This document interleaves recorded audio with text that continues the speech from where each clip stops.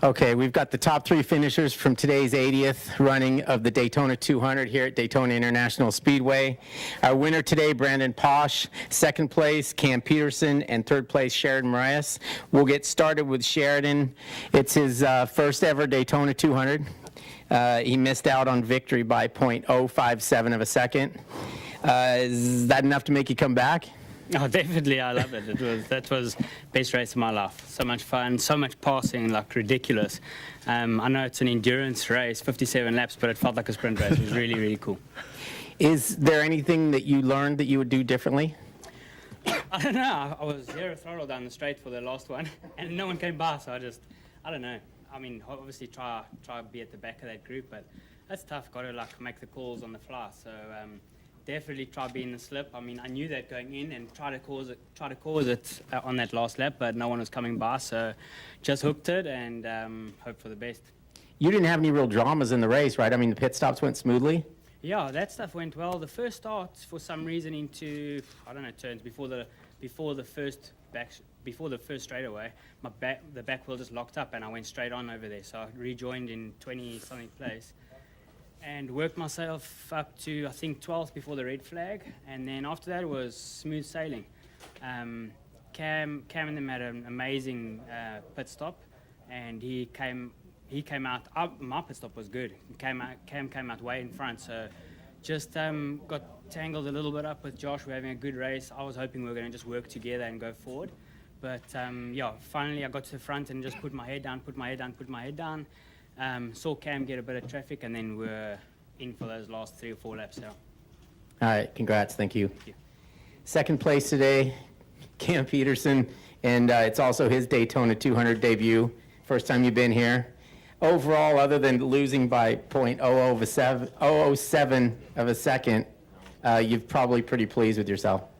Yeah, I'm super happy. We came here to win. That was the goal, and we definitely had the motorcycle capable of winning, but yeah, I mean, for my first Daytona 200, I'm super stoked to be on the podium.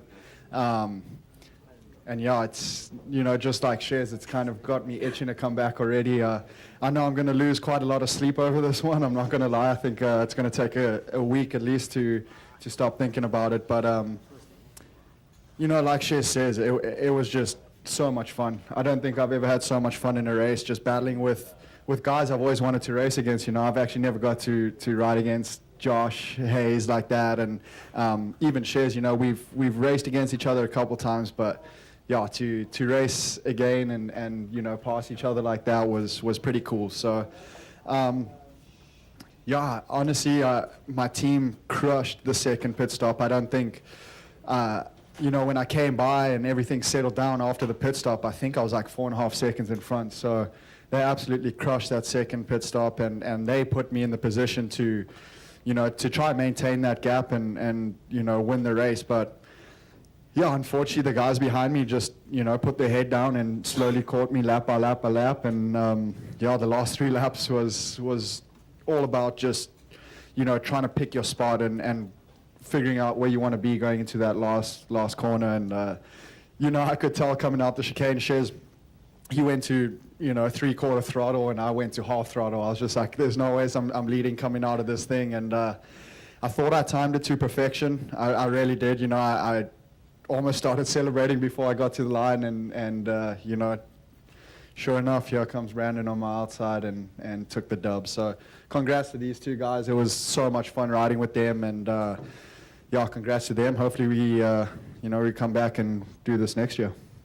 When you had that little bit of a lead, did you feel like a sitting duck? I mean, did you have issues with traffic, or was it just a matter of those guys working together and having some help that they were able to really in? Yeah, I mean, I don't want to make excuses or blame anything, but yeah, there were a couple laps where I kind of got stuck in some shitty situations with some traffic, but yeah, it is what it is. I'm sure there was a point of the race where those guys got stuck in traffic. So I think the tough thing at that point is just having no draft and nobody really to work with. So I actually came up on Sam Lockoff one lap, and I got by him, and I pointed him, and I told him, I was like, hey, come back past me. I want to try get a draft off you for a couple laps. But I don't know if he had an issue. So Stoked, walking away with the second. I know we came here to win, so hopefully Richard's happy, and let's start this Moto America season.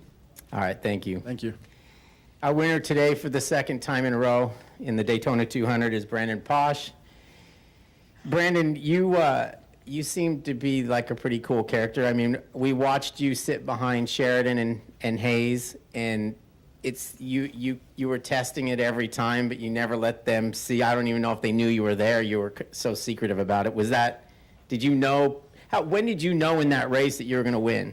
Honestly, I wasn't sure the whole time. There was a few times I did try to draft them and I couldn't get past. So I was a little bit nervous, and I was just like, all right, well, as long as we're in the fight at the end, there's nothing you can do about it. It's Daytona. It's the drafting game, and sometimes it goes your way, sometimes it doesn't. So for me, honestly, it was just kind of sit there and wait. We didn't change a tire at the second pit stop, so I was a little bit nervous about the tire wear, and I saw Cam had a pretty big gap. So I was just sitting behind Sheridan and Josh, and I was like, all right, I see them closing. I don't know if we got enough time, but I'm going to just do what I can do and hopefully at least draft these two to the line. And I see Cam coming closer and closer and closer, and I was like, okay, just wait.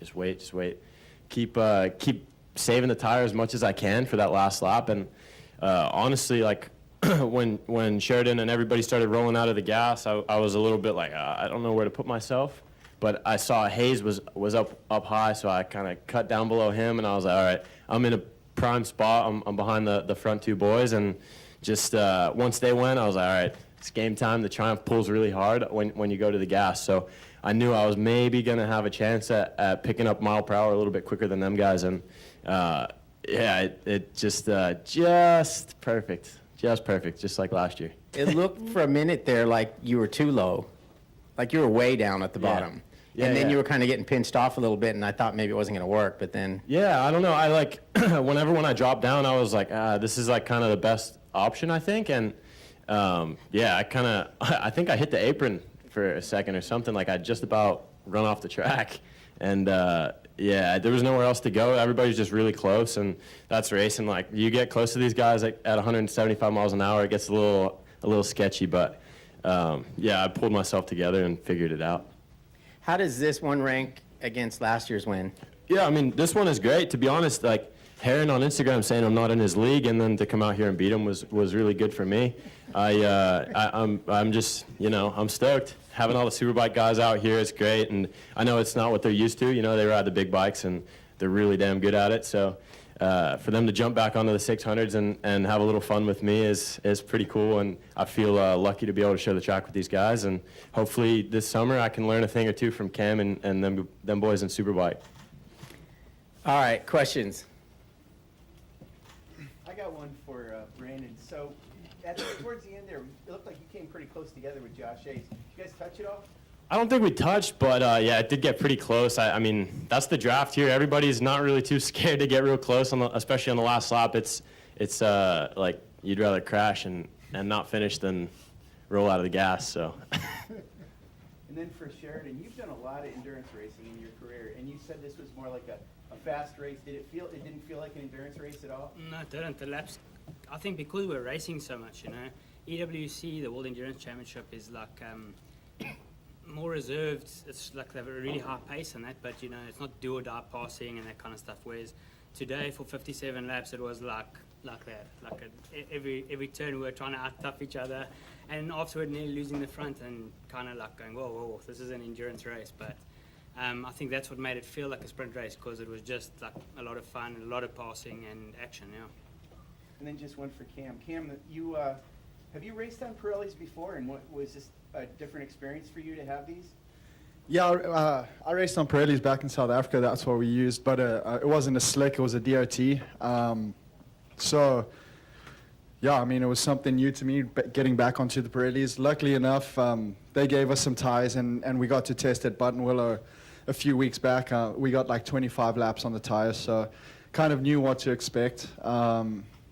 But man, honestly, it's I gotta say this: the front tire of the Pirelli's pretty unmatched. It's pretty damn good. This is Melissa Thomas with Florida National News. This question is for all three of you. Comparing how you prepare for this race to now the outcome, you guys have been on the track. Kind of talk about that difference. Did it live up to your expectations, or were there some things that kind of caught you off guard now that the race is finally over? For me, I know that this race is really very mentally tough. Obviously, it's a physical challenge as well. You're out there for an hour and 45 minutes or something like that. And yeah, I mean, for me, I missed November, December, and January of training, just being sick all the time, bronchitis, COVID, 2 times strep throat, just not feeling good, just down on the couch for a long time. And honestly, I was nervous coming into here thinking that I wasn't going to be fit enough. And yeah, I mean, it is a very physically demanding event, but today it was kind of nice for me just keeping my nose clean, sitting behind them guys and saving my energy and saving my tires and everything, and just, yeah, trying to be there. Yeah, I mean, for me, it definitely lived up to all the expectation. You know, coming into this, I didn't really change anything mentally, or, you know, I approached it like I do every single race, but honestly, I've never had that much fun, and yeah, it was nice that the weather actually turned out to be pretty damn perfect there for the race. You know, the wind died down a little bit, the sun came out, and made for some good racing. So yeah, just so much fun. Yeah, personally for me, I come from the endurance racing, so I kind of knew what to expect. But like I keep saying, there was so much action, it felt like a sprint race to me, and I mean, I'm used to that. I've done that my whole career. So yeah, physically, I don't think anybody was taking strain, more a mental thing because it's so long and there's so much going on and such high speeds. So I think that was just the big challenge for everybody, just concentrating through those high speeds, yeah. Brandon, you going to keep the money this time? Well, I'm keeping half of the money, the other half's going to the team.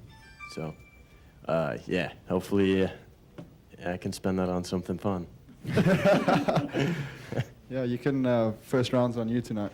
Yeah, yeah, for sure. Anybody else? Brandon, was Lloyd Bailey's family here to watch? You Yeah, and another one? I believe so, yeah. Awesome. Glad to hear that. And I want to thank you for coming out to the Daytona Monument that you and Danny did on Wednesday to sign autographs, and I get a sense of the history of this event that you've now won for the last 2 years. What did you come away from that in terms of appreciating the magnitude and the significance? Yeah, first of all, thanks for having me at that event. It was actually pretty neat to come out there and check everything out. And yeah, for me, it's pretty crazy. Like, I'm the youngest ever winner on the asphalt track and the second youngest ever. So it's definitely pretty cool being in the history books. And yeah, I mean, it was pretty special just seeing all the old photos and stuff. And now I think it's about my turn to get a plaque at the monument. Yeah, well, they should put one up next year for you. That'd be badass. Okay, thanks, guys. Good, thank you. Yeah. Thanks, guys. You took tires at the second stop, right? Yeah. You took tires at the second stop. Yeah. Oh, rear. My wrist feels broken, dude.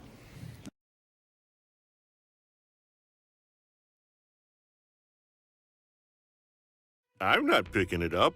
You pick it up. I'm not picking it up. Well, somebody's got to pick it up. I'll pick it up. They're clean. 'Cause my hand is clean. Oh yeah, I'm Charmin clean. That's how I know they're clean. Charmin Ultra Strong is woven like a washcloth and just cleans better. Yeah, I'm Charmin The clean. kid does have a That's point. My hand is clean. Yeah. Enjoy the go with Charmin. And for an extra clean finish, try Charmin Flushable Wipes.